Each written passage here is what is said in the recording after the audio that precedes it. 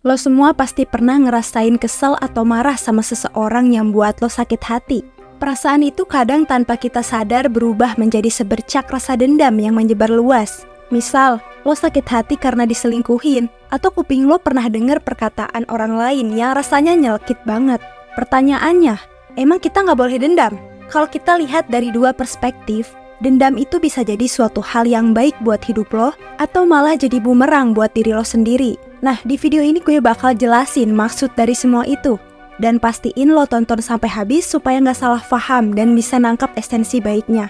Kalau lo memandang balas dendam itu kayak membalas kejahatan mereka dengan tangan kita sendiri, gue bilang ini adalah senjata makan tuan. Karena kalau kita lihat dari sisi dampak buruknya ke diri lo, waktu lo balas dendam, perasaan lo penuh amarah, kebencian, pikiran lo terfokus hanya pada orang yang lo benci, atau target balas dendam lo.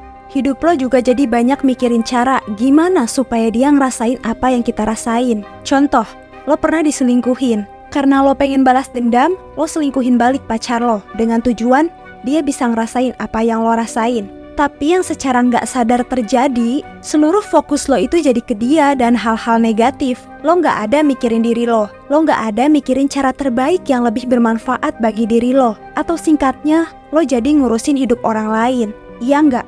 Heh, emang lo punya banyak waktu buat ngurusin hidup orang lain? Kalau orang yang kita urusin itu berdampak baik ke lo. Kalau ternyata itu malah jadiin diri lo monster dengan segala penyakit hati.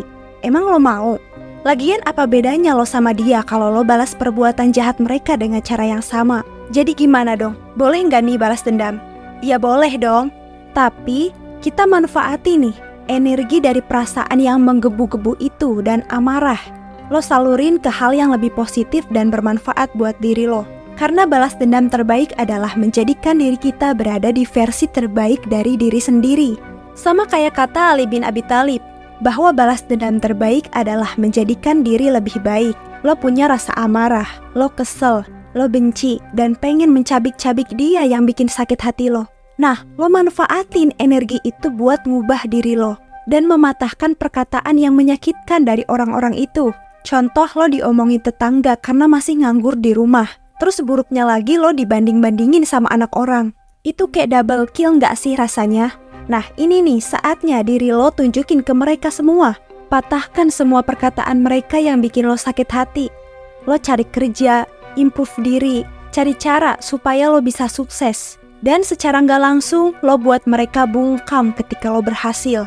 Contoh lain, daripada lo selingkuhin balik pacar lo mending putusin dia dan lo improve diri jadi versi terbaik dari diri lo.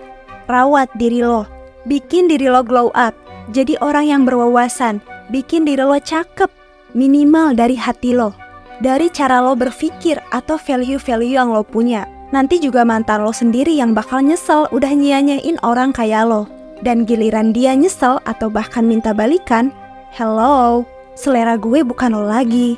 Nah, itu guys, itu balas dendam terbaik itu.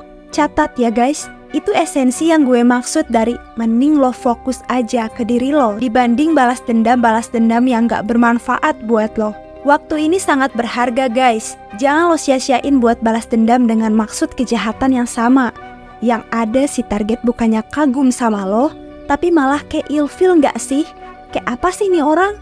Biarin karma yang bekerja. Orang yang menyakiti kita, yang zolim sama kita, pasti ada karmanya kok. Kita mah lepas tangan aja. Percaya deh, dengan begini lo juga bakal lebih terjaga dari dosa menyakiti orang lain. Terus lo juga bakal terhindar setidaknya dari adanya konflik ketegangan. Nah, tapi bagi beberapa orang pasti butuh latihan buat menyikapi sesuatu itu dengan lebih tenang. Kalau di awal-awal lo ngerasa kalau hati lo bakal ada bercak-bercak rasa amarah, lo gak perlu denial. Arti dari selalu berpikir positif itu bukan berarti kita menolak emosi yang kita rasakan. Lo akui dan sadari aja kalau lo marah. Kemudian kita bisa pelan-pelan berdamai dengan diri sendiri. Nah, setelah lo berdamai, lo pastinya lebih bisa berpikir jernih kan? Ini saatnya lo mainin pikiran positif lo. Atau lebih simpelnya, lo melihat sesuatu itu dari sisi hal baik atau menguntungkannya. Jadi bukan karena lo harus selalu berpikir positif terus, nantinya malah toxic positivity.